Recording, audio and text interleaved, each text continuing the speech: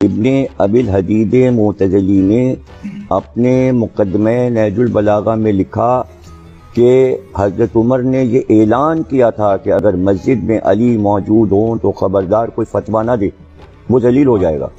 علی کی موجودگی میں اگر فتویٰ دیا تو اس کے معنی فتویٰ اور شریعت جو علی سمجھتے تھے، یہ بات حضرت عمر بھی جانتے تھے۔ خلافت کے ہر ادوار میں علی کی حیثیت ایک بڑے عالم کی تھی، جیسا کہ ابھی آپ نے بھی فرمایا، آپ نے بھی فرمایا، خان صاحب نے بھی فرمایا۔ تو ان چیزوں کو ہمیں بار بار بیان کرنا چاہیے۔ تو اب علی کو بھی عالمین کا ہونا چاہیے۔ تو اب اگر مولا کائنات کہہ دیا تو اس میں کون سے شرک ہو گیا، کون سی مصیبت آفت آ گئی؟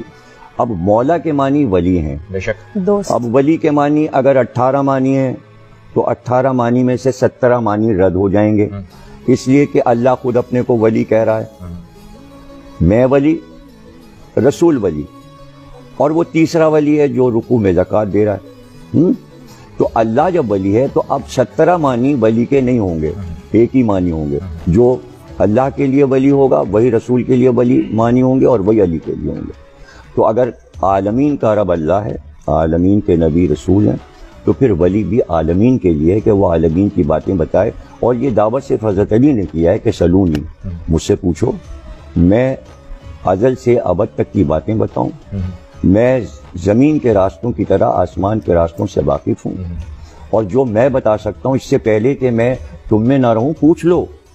ایسی دعوت تو کسی نے نہیں دی۔ اب جتنا جس کا ظرف اور حوصلہ تھا اس نے پوچھا، اور جتنا پوچھا اسی سے وہ علم علی کا سب کاغذ سے آ گیا، لوگوں نے محفوظ کیا۔ اور جہاں بھی علم کی یہ خاصیت ہے کہ علم پسند دنیا کے کسی کونے میں ہو، وہ کھنچ کے وہاں پہنچ جاتا ہے۔ تو جب علی نے مسجد کوفہ کو علم کا مرکز بنایا تو یونان کا عالم بھی آ گیا، ایران کا عالم بھی آ گیا، روم کا عالم بھی آ گیا۔ جہاں جہاں علم تھا وہ بھاگ کر دوڑ کر وہاں آ گیا، اور پھر اس نے اپنے ظرف اور اپنے علم کے مطابق علی سے پوچھا۔ اور آج وہ علم اتنا ہے کہ اب آپ کو دیکھیں کہ نہج البلاغہ کو 23 جلدوں میں شرح کے ساتھ ابن ابی الحدید معتزلی نے 200-250 جلدیں علی کی سوانح حیات پر عربی فارسی میں لکھ دی گئی ہیں۔ بے شک۔ یعنی میری تو الماری اوپر سے نیچے تک جو ہے نا کمرہ بھرا ہوا ہے مولا علی، مولا علی۔ یعنی میں نے ایک پورشن صرف نہج البلاغہ کا بنایا ہے، ایک پورشن صرف ولایت علی کا بنایا ہے، ایک علی کا سوانح حیات کا بنایا ہے، ایک علی کے علم کا بنایا ہے۔ صرف آپ وہ کتب خانہ کمرہ میرا دیکھ لیں جو علی سے بھرا ہوا ہے۔ اور دنیا کے کتب خانے، یعنی میں دنیا کے ہر بڑے کتب خانے میں گیا ہوں، کانگریس لائبریری واشنگٹن گیا، ہالینڈ کے، جرمنی کے، فرانس کے، لندن کے بڑے کتب خانے، آپ یقین کریں صرف میں کہتا تھا علی، تو لائبریرین جو مقرر ہے انڈیا ہافس لائبریری میں، بہت بڑی لائبریری ہے، وہ بس کہتا تھا اور وہ چیز لا کے میز پہ رکھ دے۔ وہ کہتے تھے 2 منٹ میں کتاب آتی ہے، وہ چاہے کسی منزل پر ہو وہ جناب آ جاتی ہے۔ میں نے کہا حضرت علی پہ جو انگریزوں نے کتابیں، انہوں نے تھوڑی سی دیر میں جناب ڈھیر لگا دیا۔ بالکل، سبحان اللہ، یہی وہ علم۔ اب اس میں آپ کو ایک واقعہ سنانا چاہ رہا ہوں، جو لوگ سن رہے ہیں۔ ایک عیسائی عالم ہے، اس کا نام ہے جارج جورداق۔ ابھی عدل پہ بات کر رہے تھے مولانا، تو اس وقت مجھے یہ بات یاد آئی۔ تو جارج جورداق نے ایک کتاب لکھی حضرت علی پر، اور اس کا نام اردو میں ترجمہ میں بتا رہا ہوں، ندائے عدالت انسانیہ۔ ابھی مولانا نے حضرت عمر کا ایک واقعہ سنایا کہ وہ صرف اسلام کے فیصلہ کرنے والے نہیں بلکہ کائنات کے ہیں۔ بے شک۔ تو اس نے یہ لکھا کہ علی عدالت انسانی کے فیصلہ کرنے والے، یعنی آواز آ رہی ہے انسانی عدالت میں علی علی، وہ اس نے لکھا۔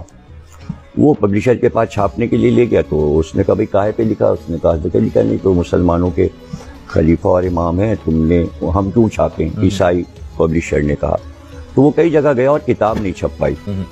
تو وہ جس چرچ میں جایا کرتا تھا وہاں جا کے بیٹھ گیا اور اداس ہو گیا۔ اتنی دیر میں پادری چرچ کا باہر نکلا، اس نے کہا جارج جورداق بہت تم اداس بیٹھے ہو۔ تو اس نے کہا میں نے کتاب لکھی تھی، کوئی چھاپنے کو تیار نہیں ہے۔ تو پادری نے کہا کس موضوع پہ لکھی ہے؟ اس نے کہا میں نے حضرت علی پہ کتاب لکھی ہے۔ تو پادری نے کہا تم نے حضرت علی پہ کیوں لکھی کتاب؟ اس نے کہا میں نے جب کتابیں دیکھی تو میں نے دیکھا کہ عیسائیوں پر علی کے کچھ احسانات ہیں، میں نے اس احسان کو اتارنے کے لیے علی پر کتاب لکھی ہے۔ تو کہا سب نے منع کر دیا، کہاں؟ وہ اندر گیا اور کچھ پیسے لے کے آیا اور اس نے کہا بھائی یہ چرچ کے پیسے ہیں، اس سے تم کتاب چھاپ لو، جب تمہاری کتاب بک جائے تو تم چرچ کے پیسے واپس کر دینا، لیکن کتاب چھاپو گے۔ اس کی کتاب چھپی، 123 ایڈیشن اس کے کتاب کے آئے، پھر اس کا ترجمہ جرمنی میں ہوا، پھر فرینچ میں ہوا، پھر ایران میں ہوا، عربی میں اس کا ترجمہ بار بار ہوا، اور اس کے بعد جب عراق کتاب پہنچی تو اس دور میں آیت اللہ محسن حکیم صاحب تھے، انہوں نے اپنے طلباء سے کہا کہ اگر تمہارے کو پیسے نہیں ہیں تو کپڑے بیچو اپنے اور یہ کتاب خرید کے پڑھو۔ اس کا صرف ایک جملہ پہلے باب کا میں سنا رہا ہوں۔ باب شروع کرتا ہے، وہ کہتا ہے، ایسے وہ بڑے انوکھے انداز سے ہر باب کو شروع کرتا ہے، پہلے باب کو شروع کرتا ہے، کہتا ہے کیا تم نے دنیا میں کوئی ایسا حاکم بھی دیکھا کہ رات کو وہ نہیں سویا جب تک اسے یہ یقین نہیں آ گیا کہ ہمارے پورے ملک میں کوئی بھوکا نہیں سویا؟ کیا ایسا عالم دیکھا؟ اس طرح وہ شروع کرتا ہے۔ تو اس کتاب کو بھی اگر آپ پڑھیں اور غیر اقوام میں جو کچھ مولا علی کے بارے میں کہا اس کو پڑھیں، اور ان چیزوں کو عام کرنے کی ضرورت ہے کہ علم سے اکبر الہ آبادی جو کہ جسٹس تھے اور جج تھے الہ آباد کے، وہ کہا کرتے تھے کہ بھائی تعلیم ہو ہی نہیں سکتی، اس لیے کہ تعلیم کا دل علی ہے۔ جب آپ تعلیم لکھیں گے بیچ میں علی لکھا ہے، تے این لام یہ میم، تے اور میم کے بیچ میں علی لکھا ہے، تو جہاں آپ تعلیم لکھیں گے بیچ میں علی، تو وہ کہتے تھے کہ تعلیم کا دل علی ہے، علی کے بغیر علم نہیں۔